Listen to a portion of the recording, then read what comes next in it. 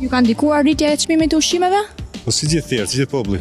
Ajo na ka prekur pak edhe për ujin që e kemi problem, neve na ka shqetësuar pak. Shqiptu, sa do ta rezishime shqiptar halbuk.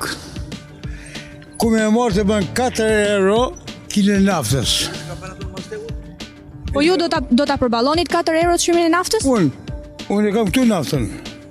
Kam 3 makina, 3 djem, 3 copkan. A të mora për jo? 3 makina, unë kam këta. 55 vjeç, unë kam këtu. A më kemë këtu? A ki gati?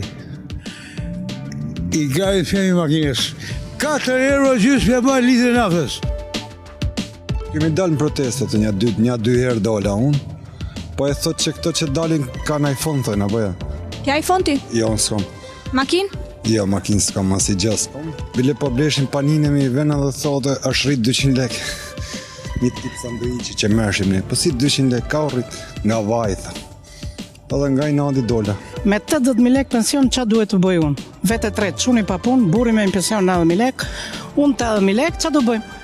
Pa shtëpi, gjëja më e keq është ky moment që po jetojmë. Të gjithë ja, po nuk kemi luftë neve, ne kemi krizë ekonomike nga qeveria. Nuk e kemi neve nga lufta është në Ukrainë. Do ta pranoni? Duhet di Edi Rama.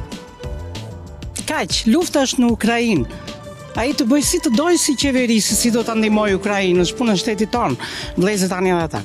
Ama ne po vdesim për bukë, kaq. Na ka shkatëruar, jo na ka prek. Na ka shkatëruar nga çdo gjë. Nuk merret të 1 kg vaj 3.500 lek, 1 kg miell 2.000 lek. Rritja e çmimit të ushqimeve sepse e njëjta rromë, çmimet janë nga stratosferë. Edi Rama nuk i rrit rrogat, po rrit çmimet.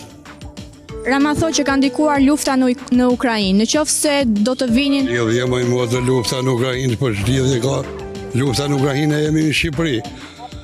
Ajo në qenë për Edi Ramën, për Edi Ramën kishte kur u bë lufta atje, nuk u kapje naftat mas 3 ditë më ullë. Pse ullë mas 3 ditëve? O vjedhje, korupcion, mafje, grupe, kush me fitu ma shumë, dikush në sy Edi Ramën për me marë.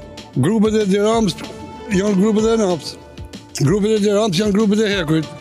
Grupet e Edi Ramës, njerëzit që rrinë afër Edi Ramës, janë të milli, të vaj, të sheqeri.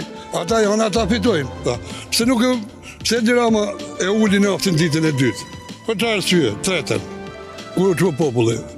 E uli naftin për arsye sepse je bëm na populli, me demonstrata, me kryengritje, me revolucione paqësore. Të japi një zgjidhje, domethënë të ulit çmimet e çlidhje kam le të qëndroje aty. Janë shumë të larta për një familje që merr 200-300.000 lekë shqiptare, janë shumë të larta sepse pagat në ushqim vijojnë për një familje thjesht deri në 700.000 lekë. 800 mendoj se kalon muj. Ky ishte Vox Popi ynë edhe për sot. Mos harroni të bëni subscribe kanalin ton Reflex dhe të lini komentin tuaj në lidhje me temën. Paqim!